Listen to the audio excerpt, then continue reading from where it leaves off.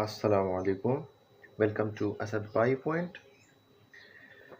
हमने previous lecture में science को डिफ़ाइन किया था और उसके बाद हमने फ़िज़िक्स को डिफ़ाइन किया था। तो आज थोड़ी सी बात हम केमिस्ट्री पे करेंगे कि केमिस्ट्री कौन सा सब्जेक्ट है और ये किस चीज़ को बयान करेगा। तो केमिस्ट्री जिस तरह फ़िज़िक्स में हम मैटर की स्टडी करते हैं, इस तरह हम केमिस्ट्री में भी मैटर को स्टडी करेंगे। लेकिन इसमें हमारी फ़ोकस बहुत ज़्यादा मैटर पे रहती है और एटम्स, एलिमेंट्स वगैरह पे रहती है। फ़िज़िक्स में भी है, लेकिन फ़िज़िक्स में हम उसके अलावा भी बहुत सारी चीज़ें देखते हैं।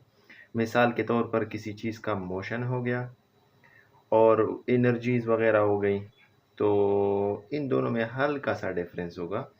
ठीक हो गया। अब केमिस्ट्री क्या है? तो chemistry is the branch of science which deals with the study of matter, the composition of matter, the structure of matter, the properties of matter, the changes in matter, and those laws and principles due to which, under which these changes occur is called chemistry. मतलब क्या है कि हम chemistry में पहली बात तो यह कि मैटर को देखेंगे। तो हमने मैटर को डिफ़ाइन किया था कि मैटर क्या चीज़ है जो कोई जगह घेरती है, और किसी चीज़ का अगर मास हो तो उसको हम क्या कहेंगे? उसको हम मैटर कहेंगे। ठीक हो गया। अब ये जो मैटर है, इसकी बनावट किस तरह से है, इसका जो दिखावा है ये किस तरह से बना हुआ है, तो वो कहाँ पे हम देखेंगे? वो हम केमिस्ट्री में देखेंगे। इस तरह इसकी साख जो होती है, स्ट्रक्चर जो होता है कि वो किस चीज़ से बना है, वो लकड़ी का बना है, पत्थर से बना है, वो किसी लोहे से बना है, किस चीज़ से बना है, तो वो हम कहाँ देखेंगे? केमिस्ट्री में देखेंगे। तो वो स्ट्रक्चर हो गया। इस तरह प्रॉपर्टीज़ ऑफ मैटर कि अगर कोई चीज़ है, मेरे पास कोई मटेरियल है, तो उसका मेल्टिंग पॉइंट क्या होगा, उसका बॉइलिंग पॉइंट क्या होगा, वगैरह वगैरह। उसका शक्ल, मतलब अगर मैंने वो अगर सॉलिड फॉर्म में है तो उसको मैं लिक्विड किस तरह ले आऊँगा, मुझे कितना हीट्स दरकार होगा। तो इस तरह से चीज़ें जो ये प्रॉपर्टीज़ होती है, ये हम कहाँ पे पढ़ेंगे? केमिस्ट्री में पढ़ेंगे। इस तरह कोई चीज़ मेटल होगा या नॉन मेटल होगा। ठीक हो गया। तो ये प्रॉपर्टीज़ हो गई। अब हम चेंजेस मैटर में किस तरह कर सकते हैं? जिस तरह मैंने मेंशन किया कि अगर मैं किसी चीज़ को गैस में से लिक्विड में कन्वर्ट करूँगा तो किस तरह करूँगा, या अगर दो चीज़ों को मैं मिलाता हूँ तो वो अलग अलग जब थे किस तरह थे, और जब मैंने उन दोनों को मिलाया, अब मिला के उनका बिहेवियर किस तरह है। ठीक हो गया।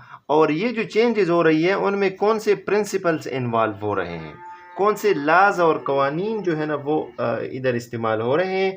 तो ये सारी चीज़ें हम केमिस्ट्री में डिस्कवर करेंगे। अब केमिस्ट्री का भी अपना जो है ना ताल्लुक होगा, मतलब बायोकेमिस्ट्री। तो बायोकेमिस्ट्री में हम केमिस्ट्री और बायोलॉजी का आपस में रिलेशन पढ़ेंगे, और हम कुछ बायोलॉजिकल सिस्टम्स केमिस्ट्री की रोशनी में पढ़ेंगे। इस तरह फिज़िकल केमिस्ट्री, तो ऑब्वियस सी बात है हम उसका फिज़िक्स और केमिस्ट्री आपस के क्या रिलेशन है वो पढ़ेंगे।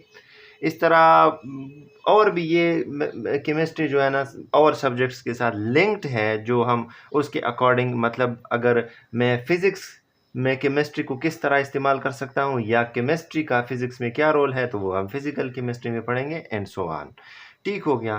तो ये केमिस्ट्री हो गई। अब मैटर हमारे पास क्या होगा? या तो वो कोई मिक्सचर होगा और या कंपाउंड होगा।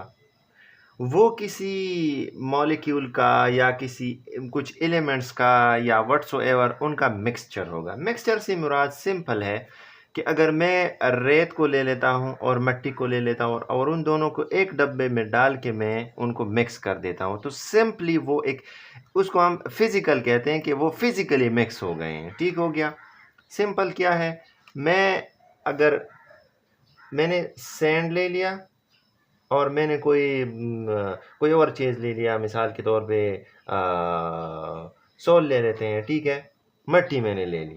अब एक डब्बे में मैंने उन दोनों को मिक्स कर दिया, तो उनके आपस में कोई ख़ास ताल्लुक़ नहीं है, केमिकली उनके आपस में कोई बॉन्ड्स नहीं बने हैं एट्सेट्रा। तो सिंपली अगर वो मिक्स हो जाते हैं तो उनको हम मिक्सचर कहेंगे। कंपाउंड से मुराद है कि इसमें एलिमेंट्स और मॉलिक्यूल्स क्या होंगे, वो बॉन्डेड होंगे, उनके दरमियान कोई ख़ास केमिस्ट्री होगी। तो इस तरह से वो क्या कहलाएंगे? हम कंपाउंड कहलाएंगे। आगे जाके इसको डिटेल में पढ़ते हैं, लेकिन मकसद ये है कि मैटर क्या होगा, या तो वो कोई मिक्सचर होगा या तो वो कोई कंपाउंड होगा।